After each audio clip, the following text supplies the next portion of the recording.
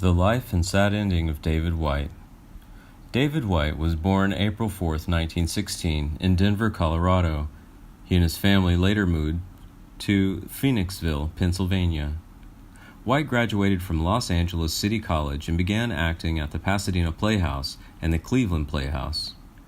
He enlisted in the United States Marine Corps during World War II and, after his discharge, made his Broadway debut in 1949 in the original play Leaf and Bough.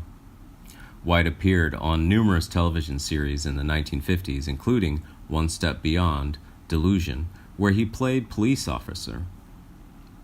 He made 2 guest appearances on the CBS courtroom drama Perry Mason. In the late 1950s, he became an increasingly familiar face on American television, following a strong performance in this film Sweet Smell of Success in 1957, in which he played the smarmy fellow who gets a dalliance with the unwilling Barbara Nichols in exchange for a favor to Tony Curtis's Sidney Falco. In 1960, he played Henry DeGarmo in The Case of the Madcap Modiste, and in 1963, he played newspaper editor and murderer Victor Kendall in The Case of the Witless Witness.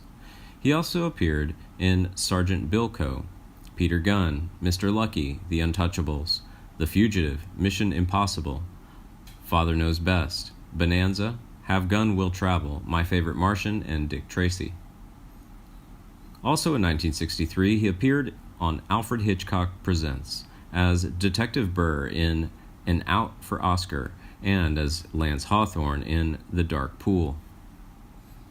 Though primarily known for television work, White had several memorable supporting feature film roles, including portraying a sleazy columnist in Sweet Smell of Success, 1957, The Apartment, 1960, in which he played a philandering executive, and Sunrise at Campobello, also in 1960, and The Lawbreakers, 1961.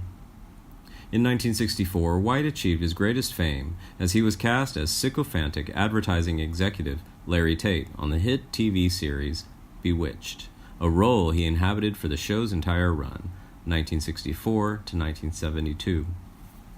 The character is president of the McMahon and Tate Advertising Agency, workplace of Dick York's and, later, Dick Sargent's, Darren Stevens' character.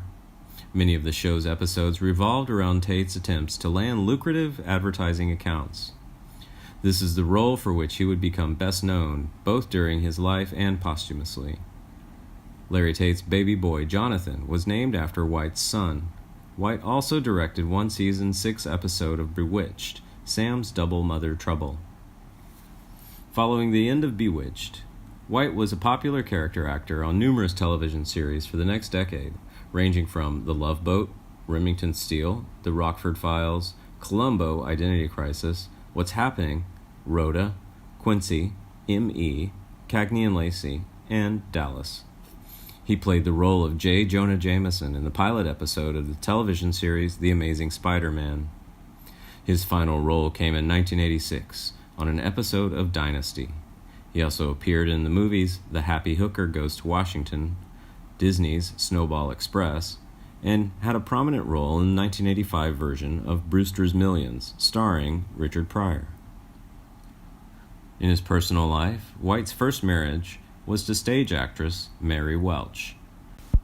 On May 31, 1958, Welch died of complications from her second pregnancy. Their son Jonathan died on December 21, 1988, at the age of 33, in the bombing of Pan Am Flight 103 over Lockerbie, Scotland. White married actress Lisa Figgis in 1959, with whom he had a daughter, Alexandra. They were married until his death.